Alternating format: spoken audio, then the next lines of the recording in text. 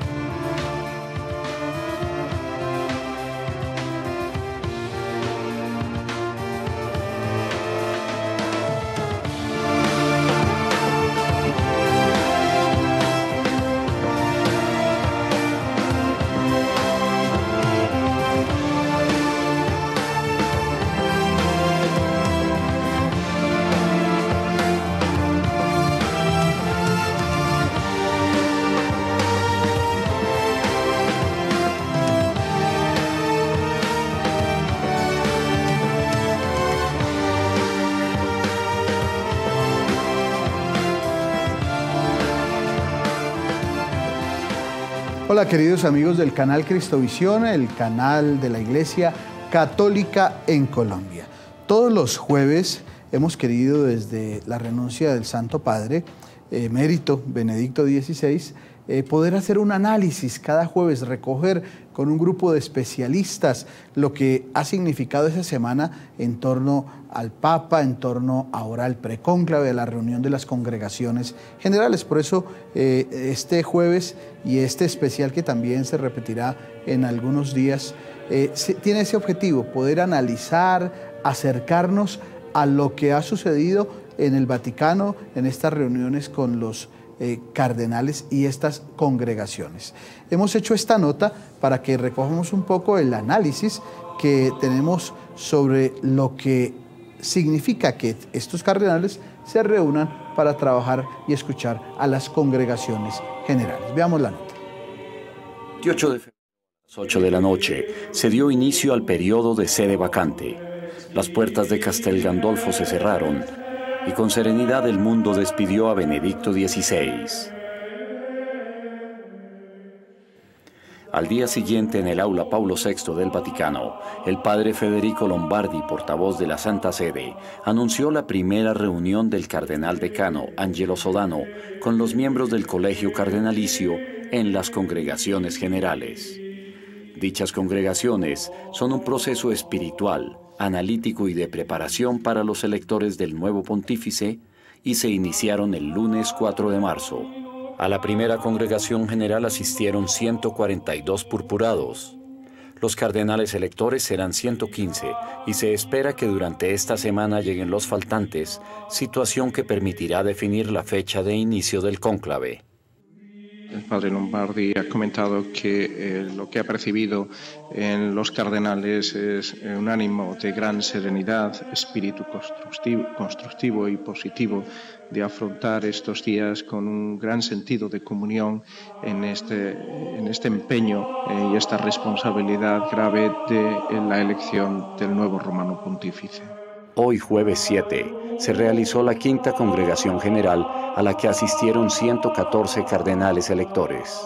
Aún no se ha fijado la fecha de inicio del cónclave, pero se espera que a la llegada del cardenal vietnamita Jean-Baptiste Pham Minh Man se defina cuándo inician los escrutinios para la elección del nuevo pontífice.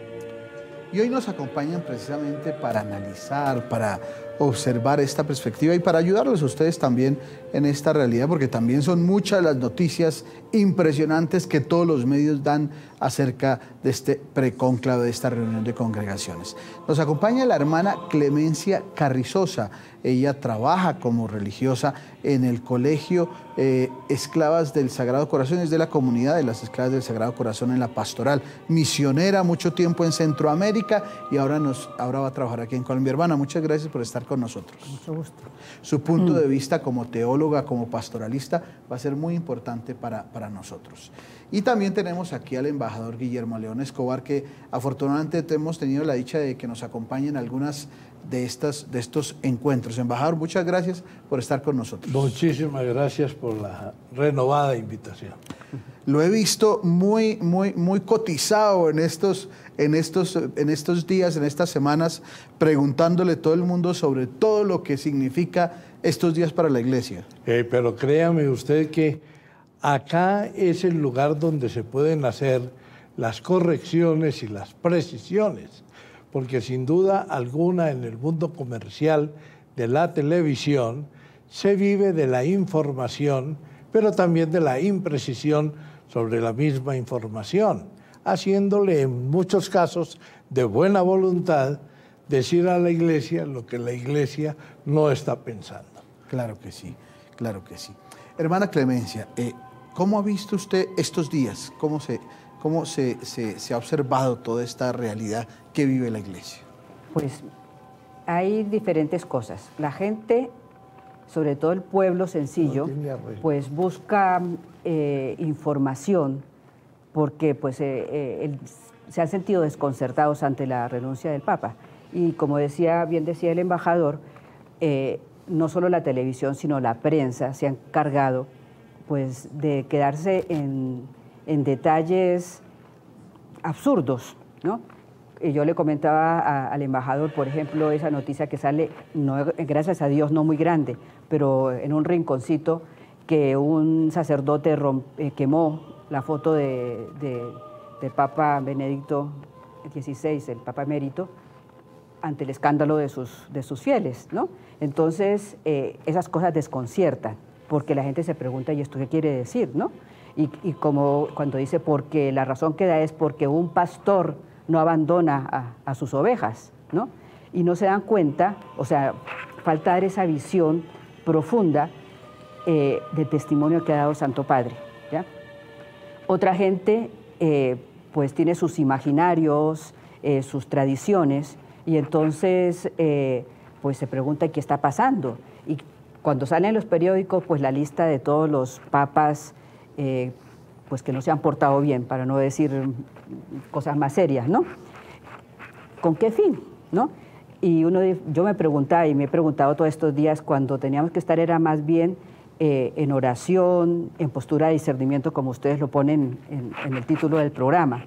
¿Qué es lo que buscamos, no? Desprestigiar a la iglesia, hacerla verla como una institución, pues, tan humana, y no con toda su misión espiritual, ¿no? Y eso por una parte es doloroso, porque a lo mejor muchos de esos periodistas, pues, son bautizados y se confiesan, entre comillas, católicos. Entonces, ¿dónde está el sentido de familia? La hermana Clemencia nos coloca así, desencarnadamente, una realidad que yo creo que es el sentir de mucha gente, que puede decir, pero ¿qué pasa? ¿Por qué le meten a esto tanta cosa de novela policíaca, de novela dramática, de cine? Acerquemos un poco a esa valoración de la misma realidad de los medios, embajador, usted que conoce un poco y está cercano a todos esos medios. ¿Es un tema publicitario, es un tema de análisis, es un tema de maldad? ¿Qué hay ahí? Yo creo que usted y yo, que nos movemos en este ámbito de la comunicación, sabemos que cuando no hay noticias hay que crear la noticia para que el que no ha dado la noticia la desmienta y convierta ese desmentido en una noticia.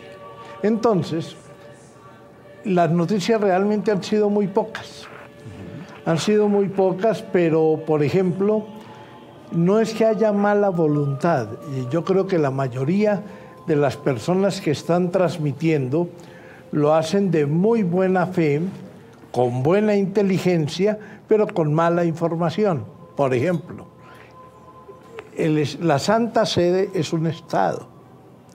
Y usted no puede decir, cuando se cierran las puertas de Castel Gandolfo, que sale la Guardia Suiza y el Papa emérito queda en manos de la policía italiana. Sí, eso no le cabe cuadra, pues, a nadie, no cuadra. O, por ejemplo, usted tampoco puede decir que los cardenales están insistiendo en conocer los contenidos de los Batilix. y hacen de eso y le hacen decir a don Raimundo Damasceno Asís, que fue presidente del CELAM, que él es el que insiste que no va a votar mientras no le muestren el resultado. Eso es ignorar qué es el precónclave. El precónclave es la reunión más importante que tiene la Iglesia de análisis de sí misma, en donde se responde simplemente a una pregunta: ¿qué iglesia para qué mundo? Esa es la pregunta. Entonces allí se está haciendo un análisis del mundo de hoy, del cual los señores de la información, ninguno de nosotros tiene siquiera idea de por dónde va esa reunión. ¿Qué mundo?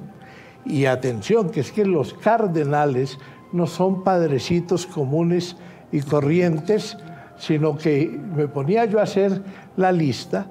De esos 115 hay 110 PhD, pero la gente dice cardenales, los padres, pues estos, que a lo mejor saben rezar, pero no saben del mundo. Saben del mundo a veces mucho más que nosotros. Eso es una cosa. ¿Qué mundo? Y frente a eso se hacen la pregunta: ¿qué iglesia? Esa es la base del precónclave. Lo otro es que se van a conocer porque no se conocían. Tienen que estar prácticamente juntos. Y además tienen que sortear las habitaciones ahora de la casa de Santa Marta, porque tiene 106 suites y las otras son habitaciones simples. Y habrá entonces 9 cardenales que tienen que ir a habitaciones simples. Pero como allí todos son iguales, entonces el asunto se hace por sorteo. Pero eso es lo menos importante. Deje usted y verá la cantidad, cuando sepan que ya se sortearon, van a hablar de aquellos que no lograron habitar en las mejores condiciones y van a hablar de discriminaciones, etcétera, etcétera. Pero bueno, entonces eso es una de las cosas que van a hacer. Y como se va a presentar en la iglesia, no hay empalme, como hay en los gobiernos. Esos 115 señores que están allí, acompañados de los otros 100 y pico que son cardenales eméritos, pero que han gobernado la iglesia y pueden intervenir preguntando e ilustrando, pero no votando. Entonces van a hacer el análisis de cómo debe ser la iglesia, que debe responder a ese mundo globalizado. Esa primera parte ya se hizo, y la hizo el padre Rainero Cantalamessa. Rainero Cantalamessa es un padre muy especial. Es el único que regaña al Papa una vez al año. El Viernes Santo el Papa no predica, sino que viene y creo que es capuchino, de la cuerda de San Francisco, se para delante de todo el mundo en el altar mayor y le dice: Santidad, lo que a usted le dejaron de tarea es esto, y falta hacer esto, falta hacer esto, otra cosa que se hizo está como mal hecha, y prácticamente son los antiguos regaños de San Francisco a los papas de su tiempo para llamarlos a la conversión y a la eficiencia en la tarea evangélica. Eso ya lo hizo el padre Rainero Cantalamessa. Y hasta ahí se llega con los cardenales todos. Ya cuando estén la semana entrante en el cónclave, entran todos más 2 personas. Una que es el ceremoniero y la otra que es una persona de la iglesia que ellos encargan para que les trate el segundo tema. Ya saben, ¿qué mundo? ¿Qué iglesia para qué mundo? Y en el cónclave, este señor, en el pasado cónclave lo hizo un cardenal emérito, Spitlik, les hará una reflexión. ¿Qué papa? ¿Para qué iglesia?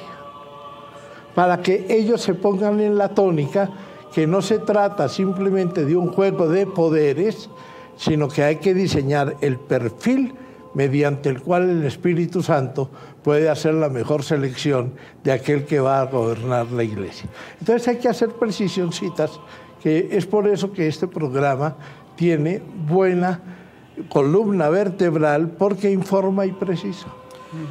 Esta llegada de cardenales a lo largo de esta semana, de pronto ha generado que los medios también pesquen en río revuelto. Es decir, va llegando un cardenal, no han llegado los... ¿Por qué no han llegado todos? ¿Y qué? ¿Porque hay alguno que no quiere llegar o qué ha pasado? Es como un poco la preocupación de buscar siempre algo extraño, hermana, algo raro, la razón del discernimiento, la razón de que usted nos colocó ahorita, de este tiempo en que los cardenales actúan como colegio episcopal, como colegio cardenalicio, y cada uno de ellos es importante. Es la razón de ser de este tiempo de espera que puede generar para muchos como susto, como preocupación, como ansiedad. Pues realmente es un tiempo supremamente importante, ¿ya? Lógicamente, como bien decía el embajador también y hemos conversado, pues los periodistas buscan algo que decir, porque la gente está esperando algo. Quizá puede ser que nos falte aclarar como iglesia, pues aunque se ha dicho, pero no toda la gente lee, ¿no? Solo lee títulos y se queda con el título lo que le dice, pero no va al fondo y no se lee pues todo el meollo que hay en las cosas, ¿no? Y como los títulos suelen ser sensacionalistas, entonces se queda la gente con esto. Pero qué tan bueno sería, pues, y espero que en muchas partes lo estén haciendo, el poder ilustrar a la gente sobre esta etapa en que la Iglesia no es ajena al mundo. Justamente lo que quiere es, como Jesús, darle al mundo lo que necesita para que pues vea un Dios cercano, misericordioso, bueno, que lo quiere, que no está ajeno para nada, sino que camina con ellos. Y quizás nos falta, como Iglesia, pues dar a conocer todo esto, que este tiempo la Iglesia está preocupada por eso, por analizar el mundo, por ver cómo está la Iglesia en este momento y ver cuál es el perfil de ese pastor que la Iglesia necesita. Entonces, yo creo que sería tan importante que todos los que tenemos algún tipo de compromiso cercano con el pueblo lo hiciéramos, porque la gente espontáneamente no lo hace. Se siente, yo creo, que a la expectativa de que yo no elijo, sino eligen otros por mí, y cuál es el papa que nos va a gobernar ahora, ¿no? Como quien elige pues un presidente, ¿no? Más o menos, ¿no? Y no con esa visión de pastor, de sucesor, de vicario de Cristo, que está hablando que el que viene es en nombre de Jesús, ¿no? Y que su comportamiento y su deseo es servir como Jesús. Les hago esta pregunta. ¿Puede ser que ahora el ritmo noticioso y el mundo que gira en torno a la fecha del cónclave ahora se opaque un poquito, porque todos entonces van a mirar un poco los funerales del presidente Chávez? O sea, ahora como que vamos a dejar como en stand-by el tema del cónclave y de los cardenales allá en su precónclave, porque como por lo menos unos días hasta el funeral del presidente, no hubo funeral de Papa, pero hubo funeral de Chávez, habrá como un tema ahí de reflexión. Yo le digo que las noticias normalmente unas empujan hacia las otras, a las prioridades, pero en este caso yo creo que nos van a dar un reposo. Yo precisamente estaba leyendo, este es el libro que se llama El Cónclave, y son todas las disposiciones, línea por línea, para llegar al cónclave, a las que le tengo que añadir el último motu propio. Porque hay una cuestión, y es que la Iglesia no improvisa. El sepelio del presidente Chávez llega bien porque crea el remanso necesario para que sin mucha publicidad se entre del precónclave a la instancia previa del cónclave, que es la misa proeliyendo papa, o como dicen otros, proeliyendo sumo pontífice. Entonces, ahí se va a tener la tranquilidad, porque en el precónclave se hace todo lo que se hace en un gobierno.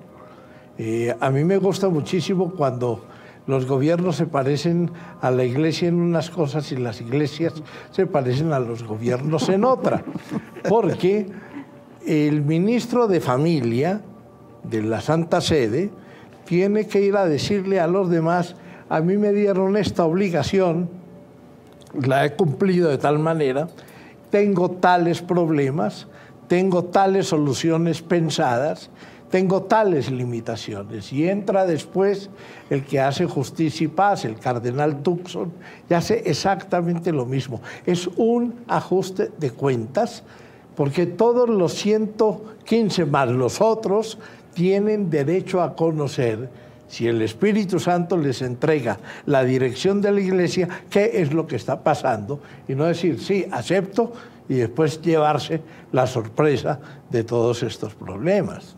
Sin duda alguna, se va a hablar adentro de los documentos que le robaron al Papa Benedicto XVI, porque eso no lo puede mantener oculto nadie hoy día, porque aquí está contenido de que hay que hablar claramente de las cuentas del Banco Vaticano, que se llama impropiamente banco porque es un instituto para las obras religiosas, y tienen que decir lo que está pasando y de quiénes metieron los pies y de cómo se ha pensado sacarlos. Allí no puede haber secretos en este momento. Si aún cuando muere el Papa, lo primero que se lee en el precónclave es el testamento del Papa. Benedicto XVI jurídicamente ya no existe. Ya no existe. Y si no rompieron el anillo... Ya rayaron el anillo. Lo rayaron, porque no lo pueden romper hasta cuando el cuerpo que contuvo la entidad papal, Benedicto XVI, esté vivo. El día que él muera, rompen el anillo, rompen el sello que rayaron y se lo colocan como a todos los difuntos papas en una bolsita aquí amarrado a la mano derecha. De manera que no es por otra cosa. Entonces la Iglesia va a hablar, es como desvestirse para mostrarse ante los propios, sí, porque no podemos ser tan ingenuos de mostrarnos ante propios y ajenos, ¿ya? Ante los propios, con todas sus virtudes, con todos sus defectos, porque esta cuestión está formada por pecadores. Claro. Es que eso no lo hace nadie, ninguna empresa, ningún banco y hasta ningún gobierno, que debería mostrarlo ante todos, sin porque duda, el gobierno es de todos, pero sin duda alguna, no lo hacen. Esta iglesia es una multinacional de la espiritualidad, de la fe, es una multinacional de la inteligencia y es una multinacional de la caridad. Entonces tiene que ponerse en blanco con respecto a los demás, para que el que vaya a gobernar la iglesia, sea timonel de la barca, sepa por dónde va y no llegue ingenuo. La iglesia no es tan ingenua. Si aquí está previsto hasta cómo deben vestirse los cardenales el día tal y el día tal. Bueno, y ese librito que usted tiene ahí, cuéntelo, porque más de uno que está viendo el programa dice, yo quiero comprarme ese librito. ¿Dónde lo...? Ese es se llama el Cónclave.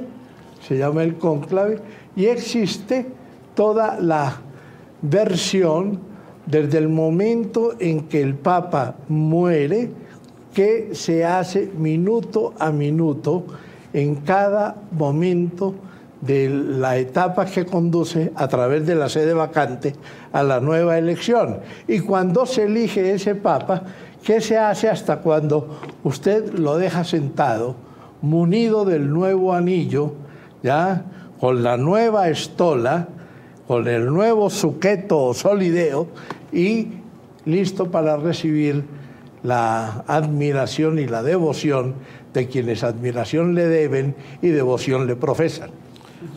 Yo quería, cuando el embajador estaba hablando de cómo la empresa, para poder salir adelante, tiene que ver todas sus posibilidades y sus fallas, ¿no? Y yo digo, pues es que eso era el querer de Jesús, ¿no? Jesús continuamente nos estaba llamando a pensar en cuál es la realidad nuestra, porque si no pensamos en nuestros fallos y no sabemos tampoco cuáles son las llamadas que Dios nos hace, entonces ¿cómo le vamos a responder? Entonces de ahí esa importancia de que, y la más que digo importancia es como el valor de la Iglesia y ese riesgo que asume de ponerse en su realidad con todos sus fallos y con todo, ¿no? De por sí nuestro Señor los cogía solos también, a solas, ¿no? Exacto. Claro. O sea, no delante de todo el mundo. Pues, No. Y la selección de personal fue muy difícil. Y se todo, equivocó. Exacto. Y ahí hay uno que otro tenía, Le metió la patita. Metió la patica, sí. Y también los cogió a solas y los regañó y les dijo, oiga, venga para acá, eso no se hace delante de todo el mundo, espera un momentico. Nuestro Señor fue así, ahí está en la Sagrada Escritura. Claro. Exactamente, y los mismos sucesores, o sea, los apóstoles, también se manejaron así. Por eso es que iban buscando, por ejemplo, el primer concilio de Jerusalén. Y todo eso, sí, claro. ¿no? Porque pues que tenían que ver por dónde caminaban. Interesante tema, porque casi yo creo que el primer concilio de Jerusalén fue mucho más problemático que ahora elegir un papa. Ahora no es tan complicado, pero en ese momento, ese primer Era bien concilio, difícil. se nota ahí en los Hechos de los Apóstoles que habían serias diferencias entre los apóstoles, pero serias. Pero menos mal. Claro, claro. Menos mal, porque si dos personas piensan siempre lo mismo, sobran las dos. Claro. En cambio, allí lo que es Pedro, con una inteligencia muy distinta a la inteligencia de Pablo. Sí. Y este papa, por ejemplo, emérito que se acaba de ir, era Pablo y terminó siendo Pedro. Terminó siendo Pedro, aún sometiéndose a aquellas debilidades de las que Pedro hablaba, cuando ya no iba a ser capaz de ceñirse por sí mismo. Entonces, en esto hay que ir con muchísimo cuidado, porque la Iglesia, como se dice, le da gol y empate a todos los jefes de personal y a todos los elaboradores de planes de gobierno. A nosotros nos traen distraídos sobre si el Papa va a ser africano, latinoamericano. No, el Papa tiene que tener un perfil muy dentro de lo que usted dice del orden pastoral, un perfil de orden pastoral que le permita, con toda la inteligencia y el testimonio que pueda haber al lado y con todos los defectos y antitestimonios que no van a tener término, porque el origen de todo esto es que somos hijos de pecado, pero también merecedores de redención. La feliz culpa que nos dice ahora para el inicio de la Semana Santa. Exactamente. El pregón pascual, oh feliz culpa. Indudablemente que todo eso va en grado superlativo en una iglesia que orienta 1.400 millones de conciencia, cosa que no hace ningún gobierno, porque los gobiernos normalmente no orientan conciencias, sino intereses. Exactamente. Claro. Pues hicimos una nota sobre el cónclave anterior y este cónclave que suponemos, todavía no hemos, esto es una intuición, ya llegando todos los cardenales, faltaba uno que llegará en la tarde de hoy, y yo creo que mañana, posiblemente al comienzo de la otra semana, nos dirán cuál es la fecha del cónclave. Y que dirán seguramente que empieza el lunes por la mañana con la misa por el yendo Papa, y yo creo firmemente, el Espíritu Santo tiene muy buen entrenamiento en esta época moderna. Sí, hacia final de semana vamos a tener un Papa que se prepare para la pasión y la resurrección, que será indudablemente el par de fechas heráldicas de su inicio de pontificado. Sí. Veamos esta nota. Tras el paso de Jesucristo, continúa la misión de sus discípulos para difundir su palabra salvadora. San Pedro, la roca sobre la cual Jesús edificó su iglesia, jugó el papel de vicario de Cristo luego de la partida de su maestro. Desde entonces, la cátedra de San Pedro ha sido ocupada 265 veces por designados de Dios, 4 de los cuales han renunciado al cargo. 15 días después de la muerte de Juan Pablo II en el año 2005, sobrevinieron conjeturas sobre quién tomaría las riendas de la Iglesia Católica. Después de 4 votaciones en el cónclave, el cardenal alemán Joseph Ratzinger se presentó ante el mundo en el balcón de las bendiciones y tomó el nombre Benedicto XVI. tras la muerte de un papa, se inician los preparativos del funeral y el tiempo de oración y luto en los días inmediatamente anteriores al llamado y establecimiento del cónclave. En razón a que Benedicto XVI renunció a su papado, dicho periodo de luto no existe y el proceso de convocatoria al colegio cardenalicio ha sido diferente. En cualquier momento durante las congregaciones generales se definirá qué día comienza el cónclave y con él el proceso de selección del nuevo obispo de Roma y papa para el mundo.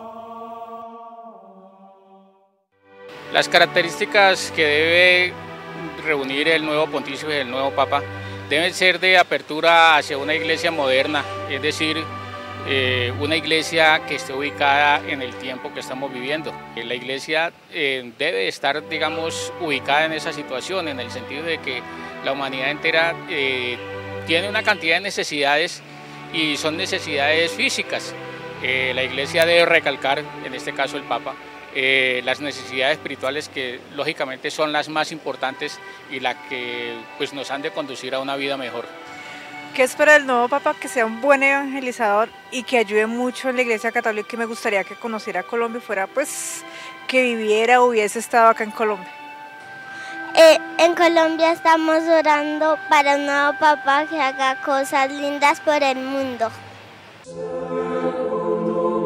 Ya regresamos con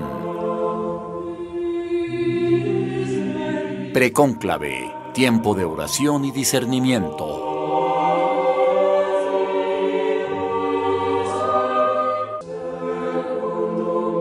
Continuamos en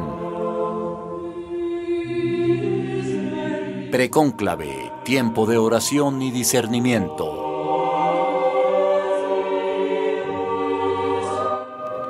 Estamos en el precónclave, tiempo de oración y discernimiento. ¿Creen ustedes entonces que el precónclave va a terminar el viernes, mañana?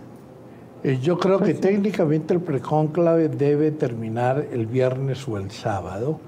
Siempre ha sido una buena semana.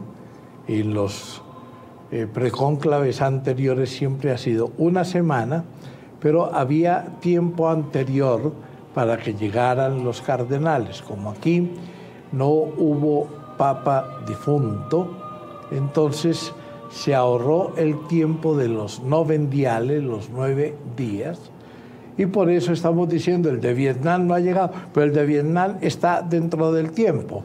Lo que pasa es que esta parte, que si bien tiene reserva en la comunicación, no tiene el secreto sacramental que va a tener el cónclave. Entonces hay noticias que se van colando, pero como se estaban colando tanto, hubo ya la prohibición por parte del Camarlengo de que se hagan ruedas de prensa, porque las ruedas de prensa normalmente en la cultura occidental a usted le preguntan para que usted diga lo que el periodista le está preguntando. Entonces las suspendieron por eso. Ya a partir de ayer no hubo rueda de prensa, hay simplemente comunicado, pero creo que termina esta semana. Hoy por la tarde hubo una misa en la Basílica de San Pedro con los cardenales que quisieran asistir, pero es lo que ustedes tienen en la presentación, reflexión y tiempo también de oración, porque no se les puede olvidar a los comunicadores de que este es un ente espiritual que transmite el mensaje del Evangelio y que para eso está hecho. Algunos creyentes, algunos católicos también pueden generar como cierto susto. Por Dios, que no hablemos de reformas, ni de progresismo, ni de esas cosas en la iglesia. Seguramente en esta semana algunas líneas pastorales se refirieron los cardenales. ¿Ustedes creen qué líneas debieron trabajar los cardenales en estas congregaciones como líneas interesantes que les fijaron a ellos mucha atención? Pues yo recordando un poco los temas que se dieron en el Concilio Vaticano II, pues pensaba mucho en eso mismo. O sea, la Iglesia vio la realidad de la familia, que es súper importante, ¿no? Y al fin de cuentas, esta Iglesia también es una familia. Y el núcleo donde se desarrolla y crece la fe es en la familia. Entonces, ¿qué pasa con la familia hoy, ¿no? ¿Cómo está la cuestión? Por ejemplo, otro de los temas grandes del concilio era el apostolado de los laicos, ¿ya? Eso es muy importante, o sea, cómo de verdad estamos dándole al laico el papel que tiene en la iglesia o no, o seguimos un poco clericalizados, ¿no? ¿Qué es lo que pasa? Después de esa encíclica de Christi Fidelis Laici tan importante, ¿no? ¿Qué ha pasado? O sea, el concilio la inició, siguió esto, ¿qué está pasando? También la cuestión de tipo social. Yo creo que otro tema muy importante, pues ya no diría la parte, ahí se afrontó la parte de la liturgia, eso ha ido, pues se ha ido encarnando algunas veces con algún que otro abuso, pero bueno, se ha ido perfilando. Pero de todas maneras, hay otra serie de temas que están en el fondo de la gente y que son problemas de tipo pastoral que uno cuando está metido dentro del pueblo lo ve. Por ejemplo, qué pasa con los matrimonios, con los divorciados vueltos a casar, qué pasa con ellos, qué doctrina hay, qué pasa con toda la parte de la natalidad, que es también tan importante. Ahora en este mundo en que toda la parte la bioética, la bioética se ha desarrollado, entonces cómo está pues toda esa parte. Por ejemplo, cómo está la parte de la formación en la iglesia, la catequesis, ¿ya? Porque yo tengo también la experiencia, sobre todo en el mundo del campo, de que mucha gente, muchos se han perdido montones de fieles, por decir perder entre comillas, ¿no? Porque emigran a las sectas. ¿Y por qué? Cuando uno se cuestiona, ¿qué es lo que pasa? Algunos dirigentes de las protestantes nos dijeron lo siguiente: es que ustedes como iglesia los dejan listos, ustedes les preparan, les dan toda la doctrina y nosotros le damos la experiencia de Dios y la experiencia de Jesús, ¿no?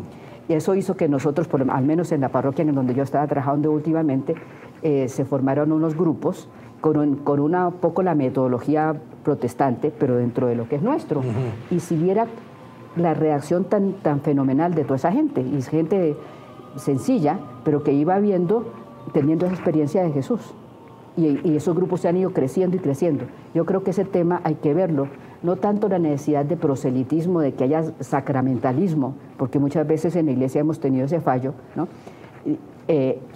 Sino de verdad, cómo le damos a la gente una experiencia de Jesús.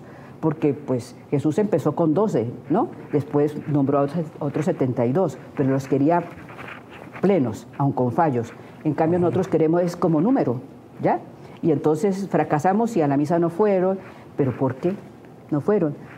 Nos sentimos fracasados si había una procesión y la gente no fue, ¿no? O al contrario, que van a la procesión porque se hacen muchas cosas de tipo popular, pero a lo que alimenta de verdad el espíritu no. ¿Pero por qué? ¿Dónde está el fallo? Entonces, todos esos son tipos de cosas que teníamos que preguntarnos. ¿Cómo va la educación misma? En este mundo globalizado, como bien hablábamos, que tiene una visión empresarial que se ha colado en la educación, pero tremendamente. Entonces, ¿cuál es nuestro papel y cómo tenemos que afrontar las cosas? Entonces, todos son temas, a mi gusto, y se quedan. Que seguramente debieron tratar. Ya, y son temas, por ejemplo, me comentaba un cardenal que no comentan lo que ha salido allá de ideas, sino temáticamente. El tema de la vida. El tema de la vida es un tema que ya lo trataron, pero cuando nosotros decimos vida, pensamos siempre en la dimensión temporal de la vida. El hombre de iglesia, la mujer de iglesia, piensan en esta y en la vida eterna. Entonces el tema tiene una dimensión de aquello de que la vida se cambia, no se pierde.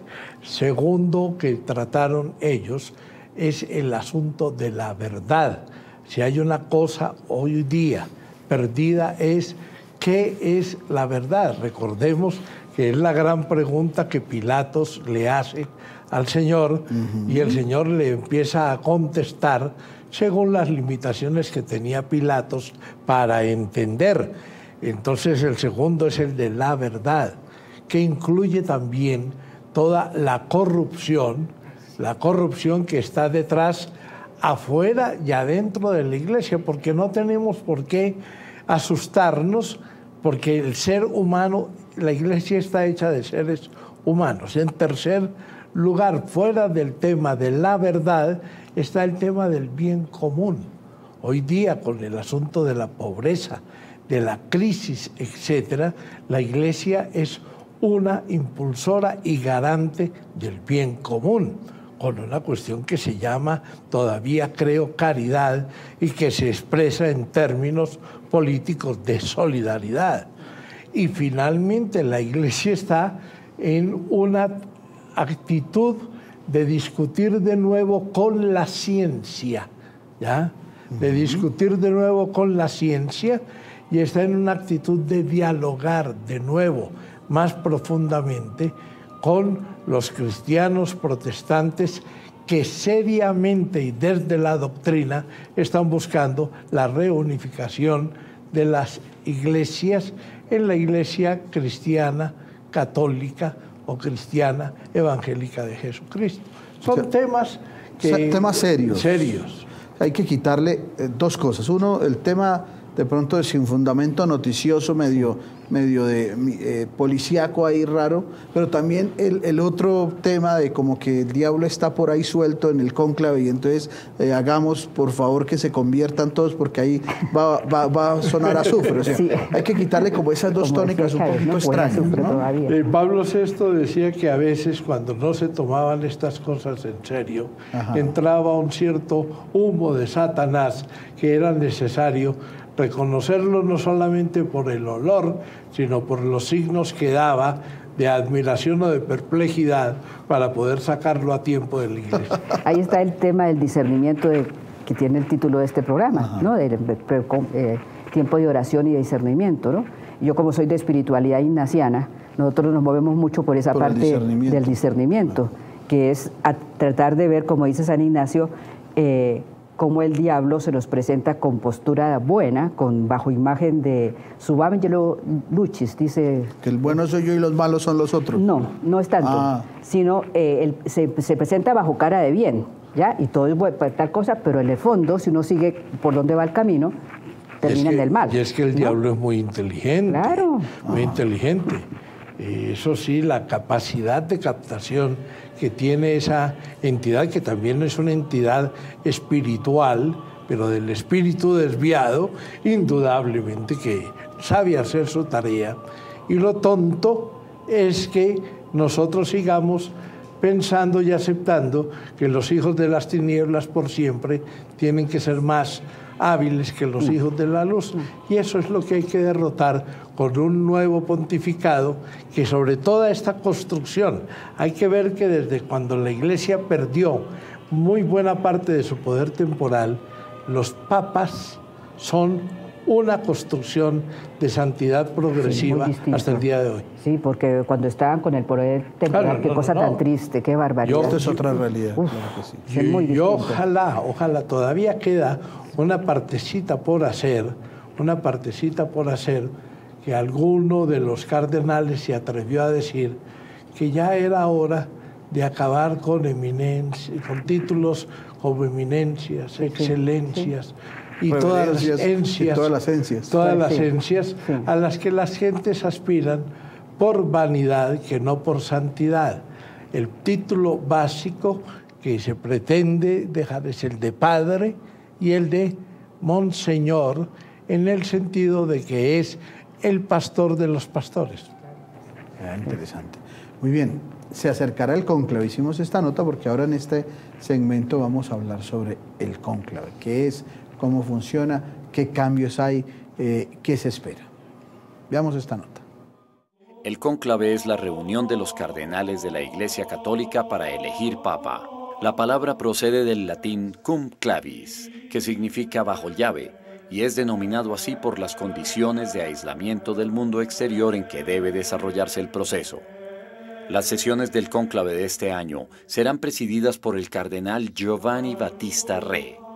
El primer acto de la elección pontificia es la Misa del Espíritu Santo o Proeligendo Romano Pontifice, en la mañana del primer día en la Basílica Vaticana. En la tarde del mismo día, inicia la solemne ceremonia de entrada en el cónclave y el juramento de los 115 cardenales electores, todos ellos menores de 80 años.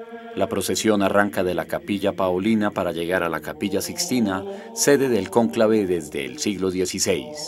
Concluida la procesión, comienza el cónclave. Las puertas de la Capilla Sixtina se cierran y se pronuncia la frase «Extra omnes», todos fuera. A partir de ese momento se da inicio a las sesiones de votación. El nuevo Papa deberá ser escogido por las 2/3 partes de los cardenales electores, 78 votos. El humo que saldrá de la chimenea de la Capilla Sixtina informará los resultados. Las fumatas son provocadas por la destrucción de las papeletas de los cardenales con el nombre de su candidato. Después de 3 días de escrutinio sin elección, al cuarto día los cardenales tienen una jornada de retiro y reflexión. Eso podrá suceder hasta el escrutinio número 33. A partir del siguiente, las votaciones tendrán como únicos candidatos a los 2 cardenales más votados hasta el momento. Si el color que sale de la chimenea es negro, los cardenales deben seguir votando. Si es blanco, significa la señal inequívoca y gozosa del Habemus Papam. Vamos a referirnos ahora al cónclave. Seguramente la otra semana será la semana del cónclave. Sí. Hablemos del cónclave, porque también seguramente la otra semana se van a elaborar muchas suspicacias en torno al cónclave.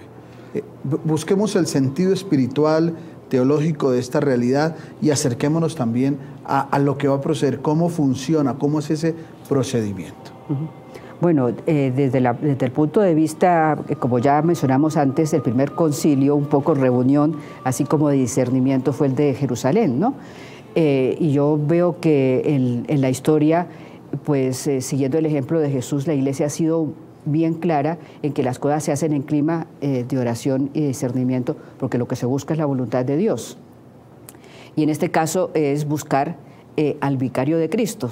Yo hace poco leyendo unos escritos de Santa Catarina de Siena con el Papa, y hablaba un poco de la teología del papado y cómo pues lo veía como el Cristo en la tierra, ¿ya? A nosotros a veces, a la gente eso como que, ¿no? Y cómo así, si se pone uno en plan crítico, cómo está enredo si es un hombre común y corriente, porque Jesús es Jesús, ¿no? Pero sin embargo, la fe nuestra tiene que ir viendo que Dios se nos comunica de muchas maneras y que Él tiene la persona porque, pues, que nos conduce hacia Él, ¿no? Y por algo le dio el primado a Pedro, o sea, Él no puso ahí el grupo así nomás, sino fue, a través de la Biblia se ve bien claro cómo Él no solamente le dijo, te daré las llaves de la iglesia, sino que en algunas de las ocasiones Él se apartaba con Él y con los otros 2 discípulos que también nos van dando como una visión de lo que es los cardenales, los puestos que hay en la iglesia, que no son puestos honoríficos como la gente cree, sino que son puestos pastorales para un servicio. Más, si eso lo hizo Jesús en un grupito que era chiquitito, en una iglesia de millones, pues tiene que haber esa gente que son los servidores de la iglesia y que tienen que ayudarle al Papa, pues en el gobierno de esa iglesia, que no es un gobierno, pues tienen que tener sus cosas de tipo temporal, pero que es un gobierno básicamente espiritual. Entonces, por eso el cónclave es tan importante, ¿no? Es todo el gobierno de la iglesia que se reúne para ponerse abierta al espíritu y discernir por dónde quiere que vaya y quién tiene que ser el sucesor y con quién van a trabajar como familia. Yo insisto mucho en eso de que la iglesia es la familia de Dios. Somos hijos de Dios, pero tenemos un padre, ¿no? Por supuesto. Hay una cosa muy interesante en el cónclave o conclave, y hay una distinción bastante grande, y es hasta la época de Pío IX, el que tenía la llave era el poder temporal, que los encerraba y decía, de ahí me salen ya con un elegido. Que hubo también, por ejemplo, cuando la elección de Pío X, que no fue el que ganó la votación la ganó el cardenal Rampolla, pero tenía un veto del emperador de Austria. Entonces, con ese veto no se pudo, tocó que fuera el obispo Sarto el que asumiera como Pío X, y su primer acto fue eliminar esa condición, ese condicionamiento del que tenía la llave, ¿ya? Ahora la llave la tiene la Iglesia. Entonces es un cónclave en donde la Iglesia se encierra a sí misma para meditar, para rezar, porque es que la gente dice, es pura elección. No, entre votación y votación hay grandes sesiones de silencio, de reflexión, de oración, porque no se nos puede olvidar que esto es un acto de Iglesia. Eso es una cosa. Lo otro es toda la simbología. A partir del lunes, que creo que seguramente va a ser el cónclave, después de la misa de Proeligiendo Papa, o como dice el programa, Proeligiendo Sumo Pontífice, sin duda alguna salen por última vez a la plaza de Santa Marta, almuerzan por última vez, todavía no en cónclave, y después del almuerzo se ubican en la Capilla Paulina, que tiene los dos últimos frescos de Miguel Ángel.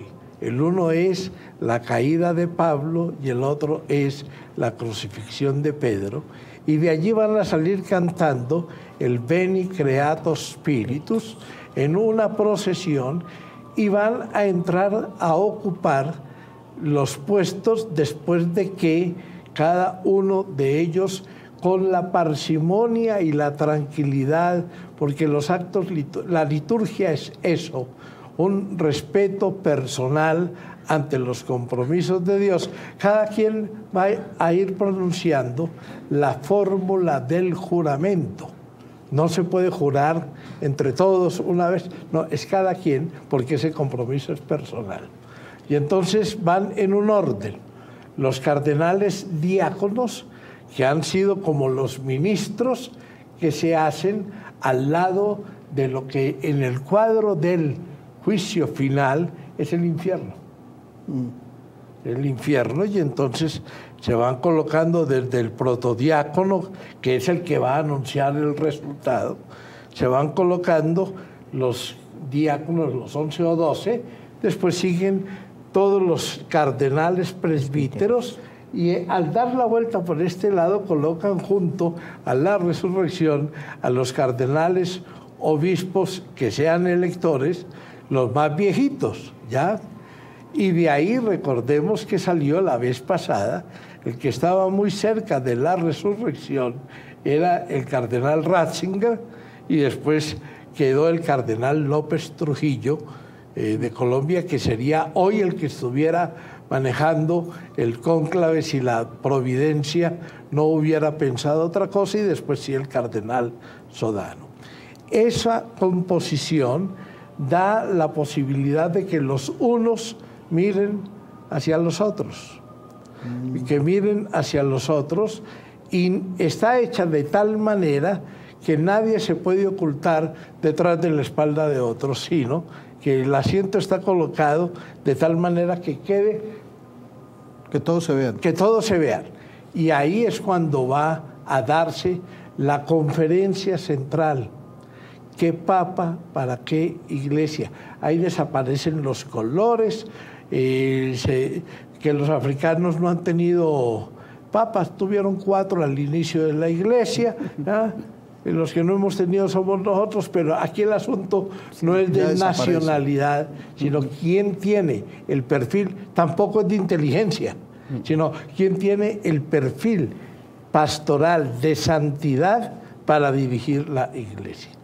Terminada esa conferencia, sí viene el segundo extra omnes, en donde ya estos dos que participaron en la conferencia tienen que irse, ya no por la puerta que da a la sala clementina, sino por la puerta de la sacristía, Y al otro lado de la puerta de la sacristía están los médicos, los enfermeros, la gente que podría asistir en cualquier eventualidad a los cardenales, pero que también están condicionados por el juramento que han prestado.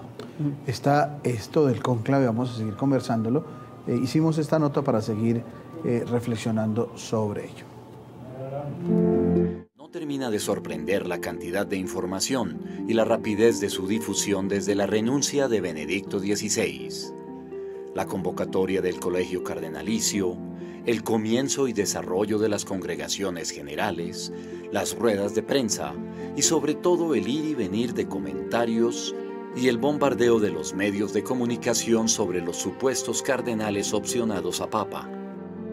El afán de la primicia es para algunos más importante que la realidad misma. Los procesos electorales que solemos presenciar se basan en juegos de poderes, y a esto es a lo que algunas fuentes informativas pretenden reducir el cónclave de elección del nuevo pontífice. Si bien la responsabilidad de elegir al Papa recae en los cardenales electores, este es un tema que compete a toda la Iglesia. Con tantas notas periodísticas, suposiciones y cábalas, la oración y la espera prudente son lo recomendado para los fieles en este momento trascendental de la Iglesia.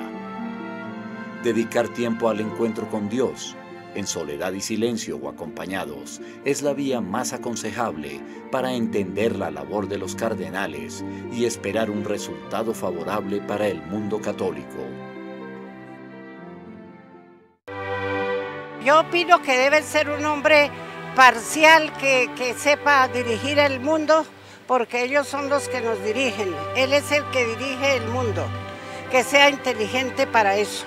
Que haya un papa colombiano, que es lo que queremos en este mundo, para ver si se acaba esta guerra, haya paz y podamos vivir mejor que como todo el mundo vive en este mundo. Lo que yo espero es que sea un papa elegido por el Espíritu Santo primeramente, y que ore mucho por nosotros, que volvamos a creer en la religión católica, ya que hay muchos que no creen, en especial los jóvenes. Esperamos que el nuevo Papa haga muchas cosas por Colombia y que oremos para que Él nos haga muchas cosas buenas. Ya regresamos con Precónclave, tiempo de oración y discernimiento.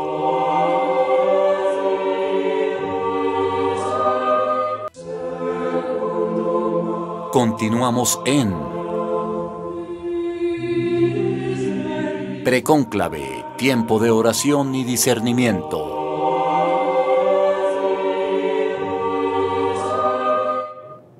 Bueno, en este último segmento, con la hermana Clemencia Carrizosa y el doctor Guillermo León Escobar, vamos a hablar sobre lo que significa este cónclave. Vimos en ese el primer acercamiento que hay todo un camino espiritual, un camino de oración, de discernimiento. Esto no son elecciones de Junta de Acción Comunal, pues, donde hay planillas y entonces todos votan por esta planilla y yo prometo. No es eso. Es decir, tenemos que quitar absolutamente en la cabeza todo esto, pero sí es un tiempo donde ha nacido toda una serie de reflexión del tipo de iglesia para el mundo y del tipo de pontífice para esa iglesia y para ese mundo.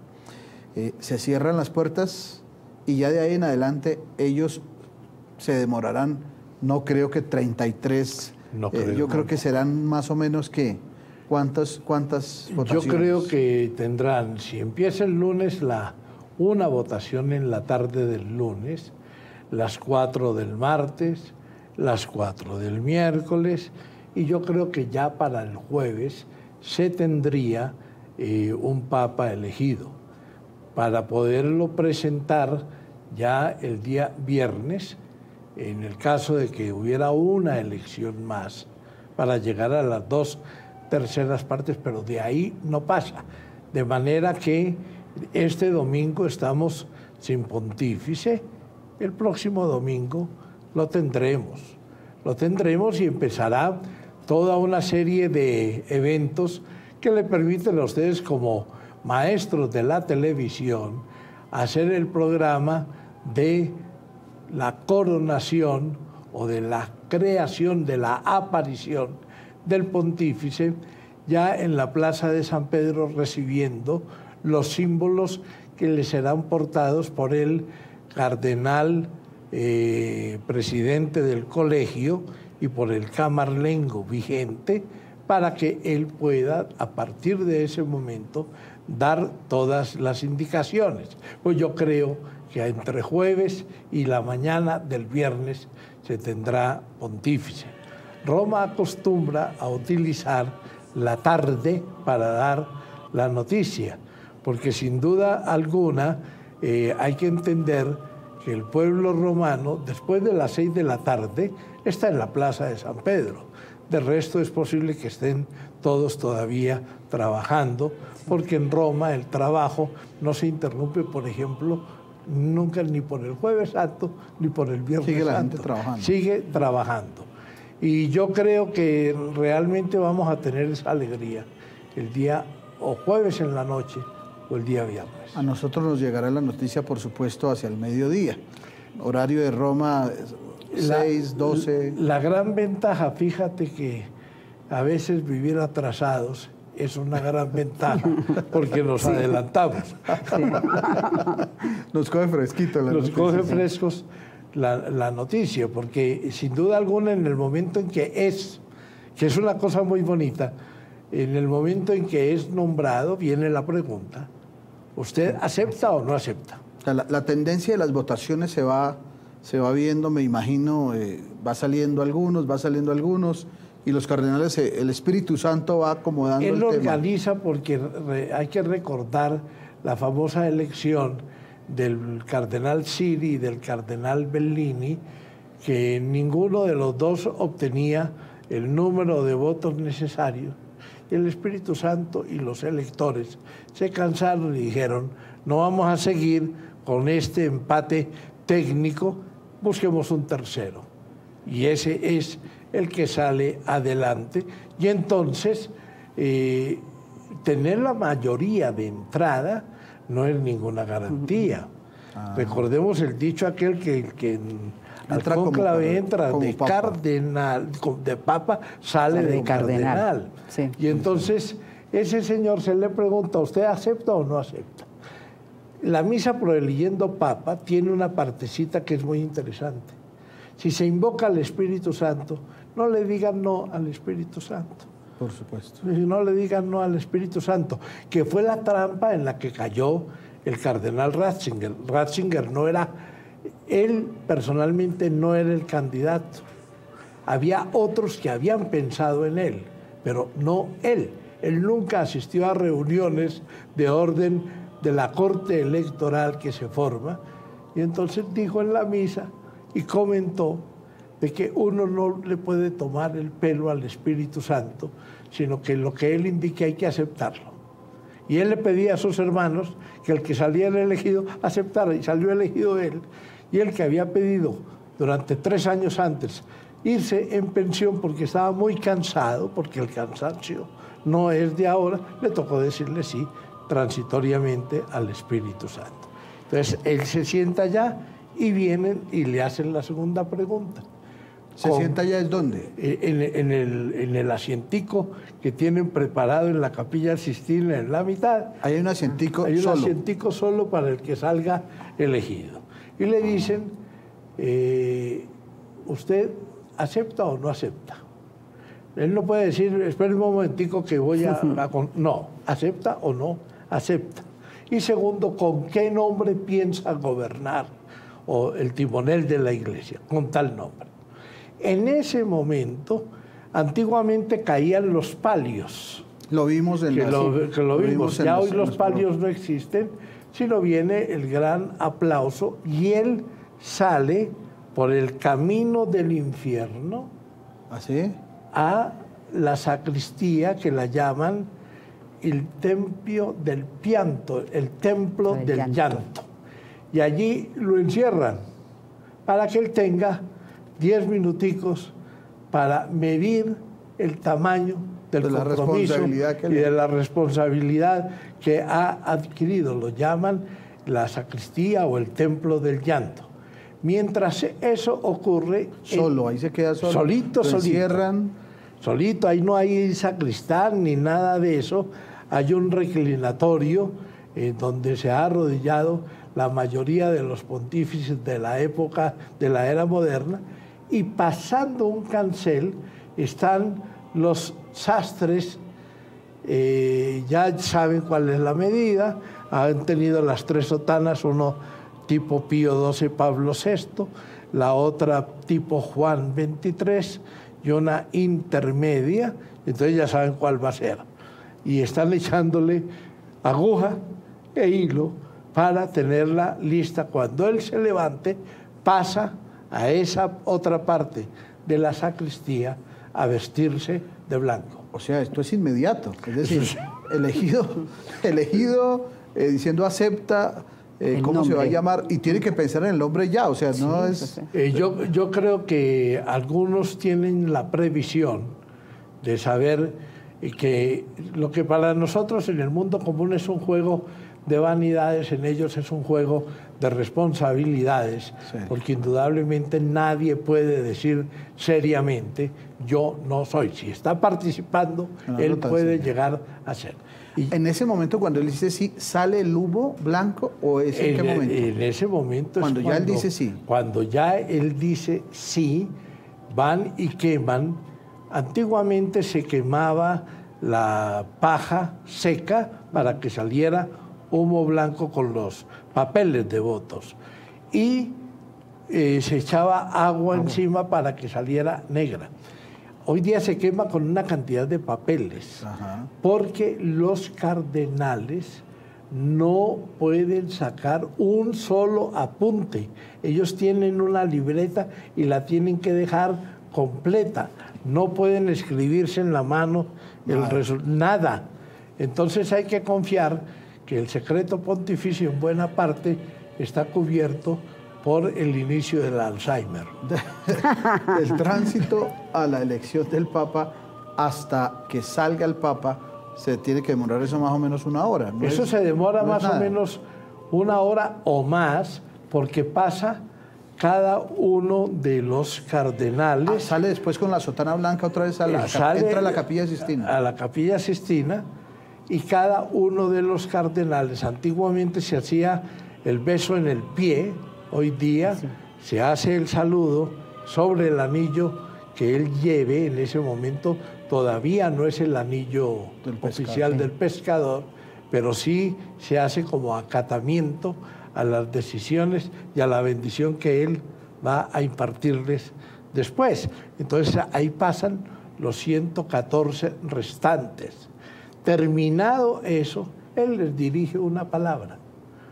Recuerden que cuando el señor Ratzinger les dirigió una palabra en latín, y la mayoría de los cardenales tuvo que salir a preguntar qué había dicho el Papa. Pero bueno, eso se nos perdona hoy día, que la lengua oficial de la Iglesia no sea compartida o conocida por todos. Fíjese que como había habido tanta filtración de los Batilix y todo eso, el Papa, el anuncio que hace, lo hace en latín, con la certeza de que nadie va a entender. Terminado eso, ¿qué pasa ahí? O sea, ya se vistió de la sotana blanca, ya saludó a todos los cardenales. Les dijo su mensajito. Le dio su mensaje. Y entonces aparecerá el cardenal protodiácono, que es un cardenal francés, un hombre de una inteligencia extraordinaria. Fue ministro de Relaciones Exteriores de la Iglesia, el cardenal Torán, y entonces preside al Cristo. El Cristo va detrás del cardenal con los dos que ya han entrado, porque ya se sabe, los ceremonieros ya saben, sale y a decir el anuncio Vobis.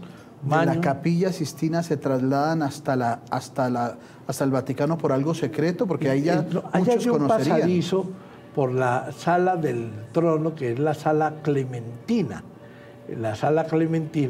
y de ahí van bordeando por toda esa loggia, la tercera, hasta el balcón. Hasta el balcón del Vaticano. Hasta el balcón de la Basílica, que es el único la única parte que tiene unos mármoles incrustados para indicar que ahí, desde ahí solamente habla el Papa. Pero en ese momento, cuando sale el Papa, ya está revestido una cantidad de cosas. ¿En qué momento ejercen ese ya tiene revestimiento? La sotana blanca, que se le ha puesto sobre los vestidos que él traía, por eso fue tan desconcertante que Benedicto XVI venía con sotana blanca y con suéter negro, ¿ya? Entonces eso para los protocolantes, para la gente de protocolo, chillaba, ¿ya? Pero trae encima la gran estola de Pedro y Pablo, la estola pontificia de color rojo, porque es la asunción de la voluntad del martirio.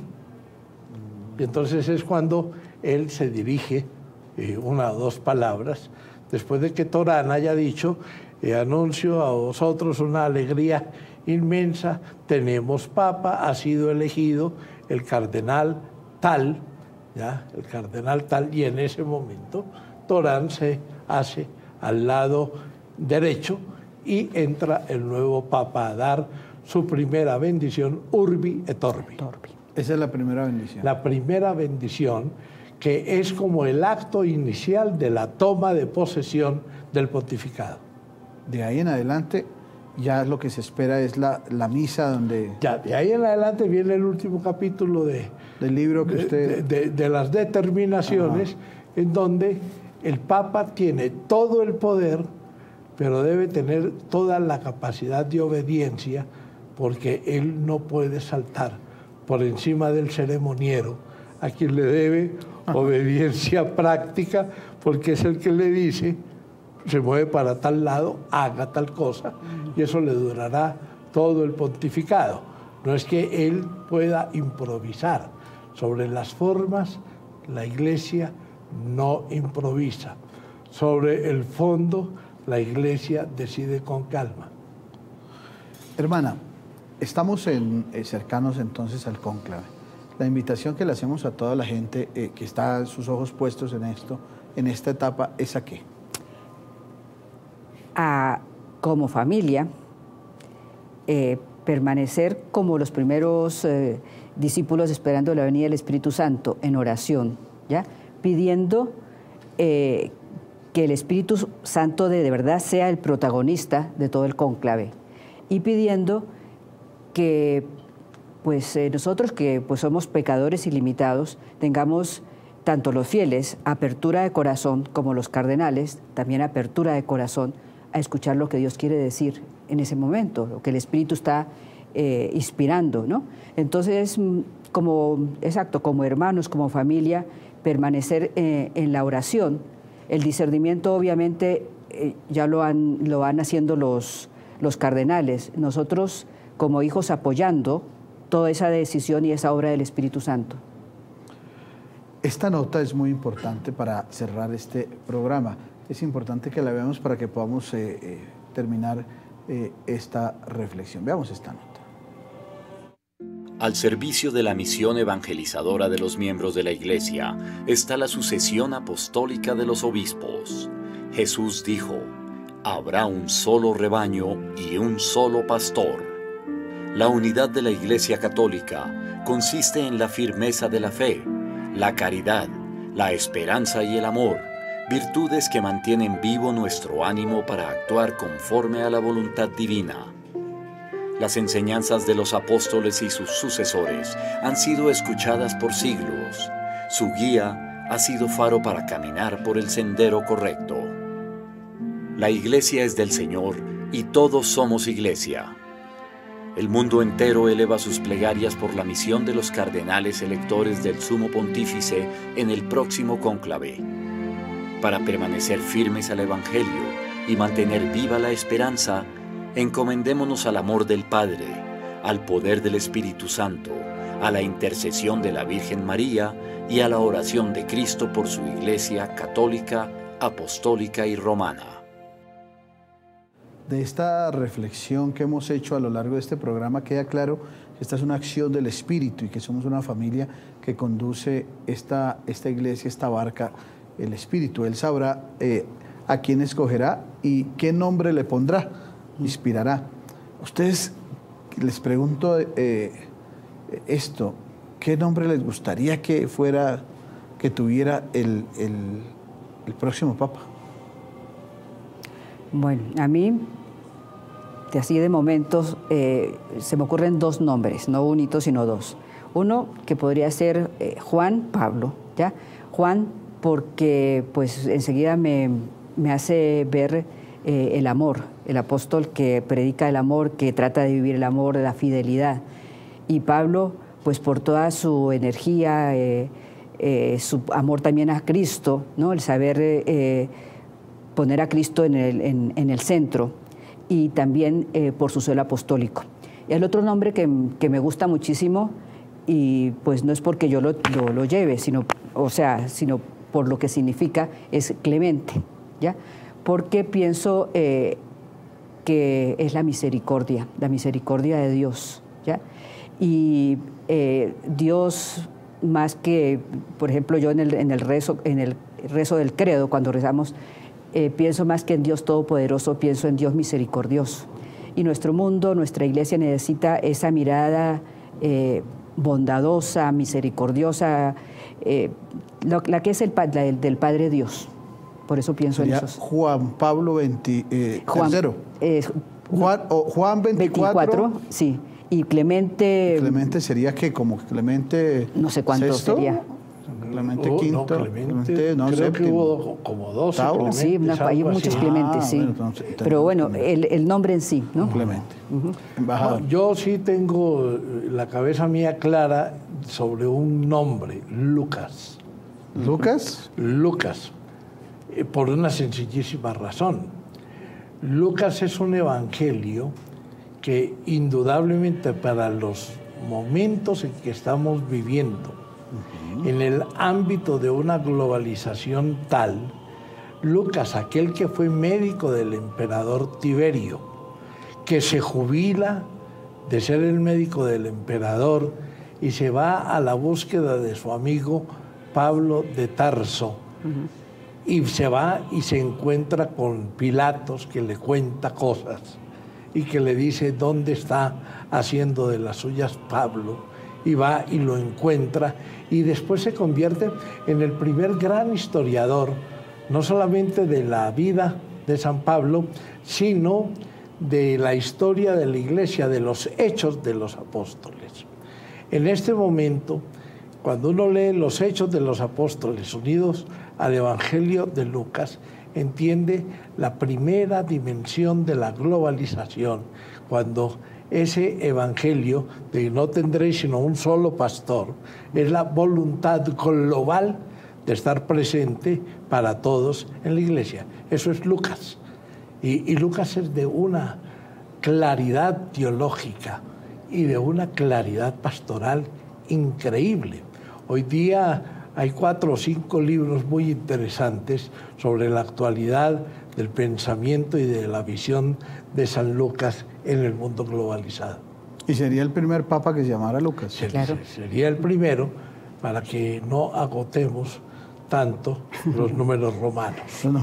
Y también me gusta de lo de Lucas, pues todo lo que habla de la Virgen María. Claro, entonces, excelente. Claro, porque es mariano. Es mariano, por eso. Es mariano, es mariano, pero él sabe colocar muy bien dónde están los énfasis.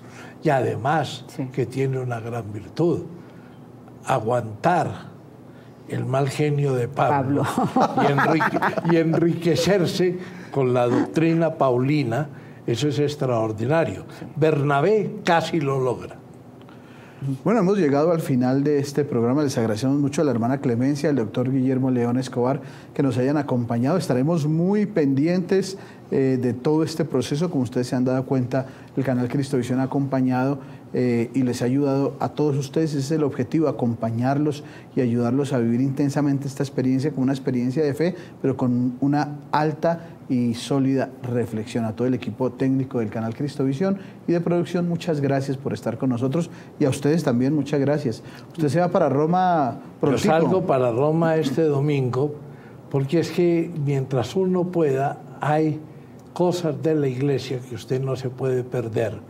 Y menos mal que la televisión existe para que todos los colombianos y de países vecinos puedan ver lo que acontece. Pero hay algunos que aprendemos con el olfato. Nos contará algunas cositas. Sin duda. Lo veremos la otra semana por allá por vía Sky. Todas estas cosas que usted nos pueda contar. Perfecto. Muchas gracias, hermano, por estar con nosotros gusto. también. A ustedes muchas gracias, queridos cristovidentes, por compartir con nosotros esta experiencia y seguiremos adelante para que podamos ver el mundo con los ojos de Jesús. Ya. Muchas gracias. Muy bien. Muy bueno.